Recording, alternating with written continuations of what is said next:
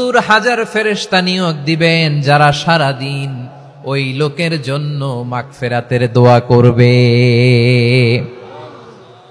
শুধু এখানেই শেষ নয়, বিশ্বনবী ফরমান ওয়া ইন মাতা ফি যালিকাল ইয়াউমি মাতা শাহীদান, ওই দিন যদি ওই ব্যক্তিটা ইন্তেকাল করে সে শহীদ হয়ে কিয়ামতের দিন আল্লাহর সামনে দাঁড়াবে।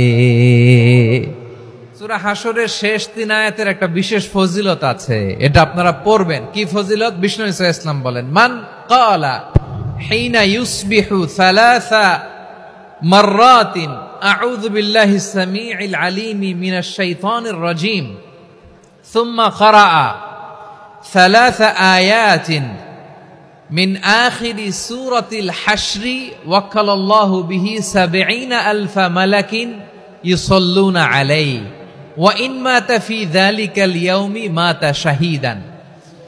বিশ্বনবী মুহাম্মদুর রাসূলুল্লাহ সাল্লাল্লাহু আলাইহি ওয়াসাল্লাম ইরশাদ করেন, যে ব্যক্তি সকাল বেলা 3 বার তেলাওয়াত করবে আউযু বিল্লাহিস সামিউল আলীমি মিনাশ শাইতানির রাজীম, এরপরে সূরা হাশরের শেষ 3টি আয়াত তেলাওয়াত করবে, রব্বুল আলামিন ওই ব্যক্তির জন্য 70,000 ফেরেশতা নিয়োগ দিবেন যারা সারা দিন ওই লোকের জন্য মাগফিরাতের দোয়া করবে।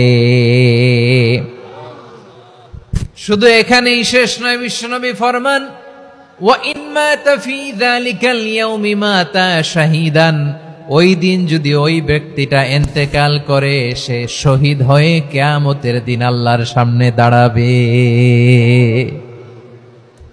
সকালবেলা যদি পড়েন 3 বার আউযু বিল্লাহিস সামিউল আলীম মিনাশ শাইতানির রাজীম 3 বার পড়ে সূরা হাশরের শেষ 3 আয়াত যদি তেলাওয়াত করেন, তাহলে আপনার জন্য আল্লাহ তাআলা 70,000 ফেরেশতা নিয়োগ করবে। সারা দিন তারা আপনার জন্য মাগফিরাতের দোয়া করবে, আর ওই দিন ইন্তেকাল করলে আল্লাহ তাআলা শহীদ হিসেবে আপনাকে কিয়ামতের দিন দাঁড় করাবে। সুবহানাল্লাহ, এত আস্তে। আবার সন্ধ্যাবেলায় যদি পড়েন, সারা রাতের জন্য 70,000 ফেরেশতা মাগফিরাতের দোয়া করবে। ওই রাতে মারা গেলে শাহাদাতের মৃত্যু নসিব হয়ে যাবে। এজন্য এই দোয়াটা পড়ার দরকার আছে না নাই? আযকারুস সাবাহি ওয়াল মাসা, সকাল সন্ধ্যার যে জিকির, এই জিকিরের অন্তর্ভুক্ত করে নেবেন এই ওয়াজিফাটা। যে হাদিসটা বর্ণনা করলাম সুনানে তিরমিজির হাদিস, যদিও হাদিসটা সনদের দিক থেকে দাঈফ, কিন্তু মুহাদ্দিসিনে ইকরাম বলেছেন যেহেতু এটা ফাজাইলুল আমালের হাদিস, এটা পড়ার ক্ষেত্রে কোনো নিষেধাজ্ঞা নাই, এটা পড়া যাবে। সকাল সন্ধ্যা যদি সুযোগ হয় এই ওয়াজিফাটা যেন আমরা পড়ি।